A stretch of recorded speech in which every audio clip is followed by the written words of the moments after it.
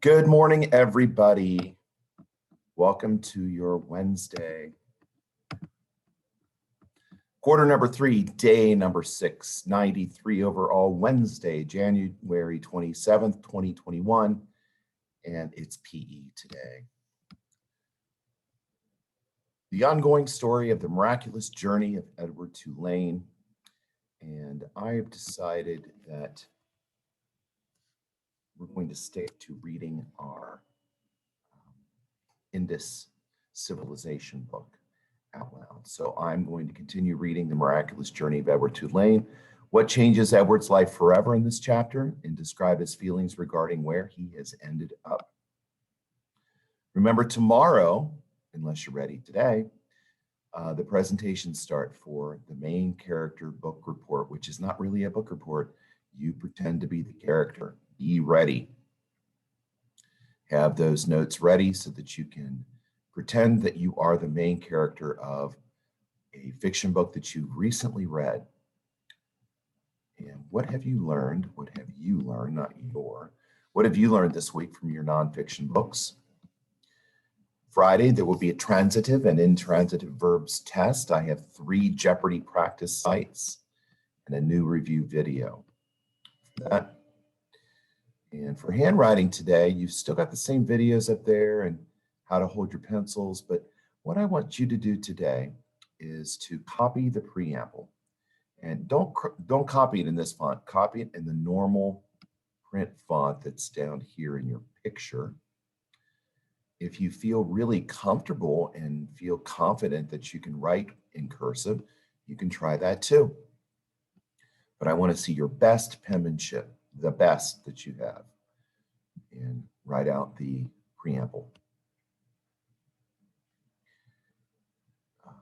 We have a test coming up for spelling and vocabulary next week on our last group of words. Today you can type your sentences because you're going to be copying the preamble. You can type the sentences. And today, combine as many of the words from scatter, shiver, signal, similar, slumber, solution, starve, stumble, tackle, tentacle, typical, unite, unusual, valuable, vehicle, volunteer into one sentence that makes sense. Let's see how many I did. 1, 2, 3, 4, 5, 6, 7, 8 words.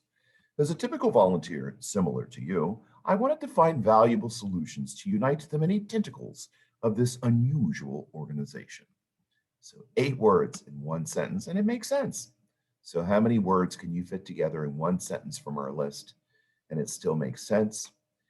Yesterday was how an electromagnet can be created and how a circuit works. Well, this all ties together because magnetism and electricity are united. There is a connection there where electricity can create magnetism and magnetism can create electricity back and forth. And that's how a generator works. So today you've got a video on how a power plant works. And it's really awesome how it does. We will continue reading our daily life in the Indus Valley Civilization. And today, let's see, we have Josiah, Inga, Palash, and George are reading today. All right, these are all the same. Like I said, I just will keep those up there for you to peruse at your leisure. You know, when you're working hard on one thing, you can stop and watch a video of the Indus Valley or ancient India. You will be dividing up your countries today, and there will be a template for each country, and make sure you pay attention today to the instructions because you'll have to copy the template for each country that you have in your group so everybody can work on their own page of the shared document. This will be the last week we use the Logic Game site. We'll be moving on to bigger and better things. And here's a fun fact on how do electromagnets generate electricity. And I've got a little diagram here. Something is required to make this rotor move.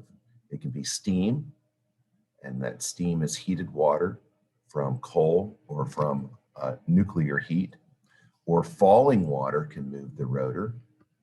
Flowing water or wind can move the rotor. That rotor is what moves the electromagnets round and round and round to generate amazing amounts of electricity that go all over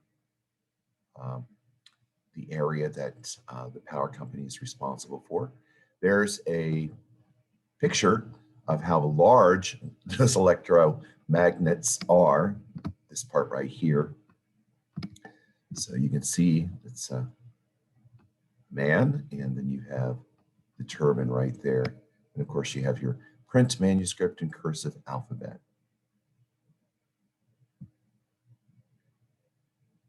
I love how I love finding information about your editing. So I love it when it's electric energy and you can learn something while you're doing your grammar editing. Let's take a look at the canvas. There it is.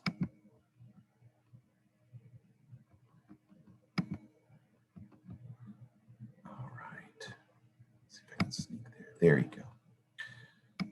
All right. Some of you still need to pick up your materials. I've been waiting. I've been very, very patient. I would like to start in with specific handwriting booklet pages. And after we get finished with our around the world in our small groups, I will be assigning in a couple weeks the blank book, where you're going to be creating your own nonfiction book in your own words, in your own handwriting. No typing, no printing, your own handwriting. And, you know, we'll be reading the Who Was Albert Einstein together. So really want you to make sure you have that bag. Today is based upon a saying that you better not let a black cat cross your path. Well, Max has an attitude. So what does Max say, Max the cat? Max would cross everyone's path tonight. And you can see the determination in the way he's moving forward. He's going to cross everyone's path tonight to bring them a dose of his luck, good or bad.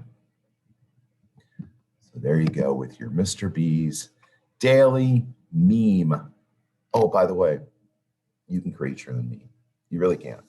You find cool pictures and come up with a really clever thing, or not so clever, you know. You could just make it your own. Memes are fun to make, and I encourage you to do so. I've been making them before they were called memes. Indeed. See you soon.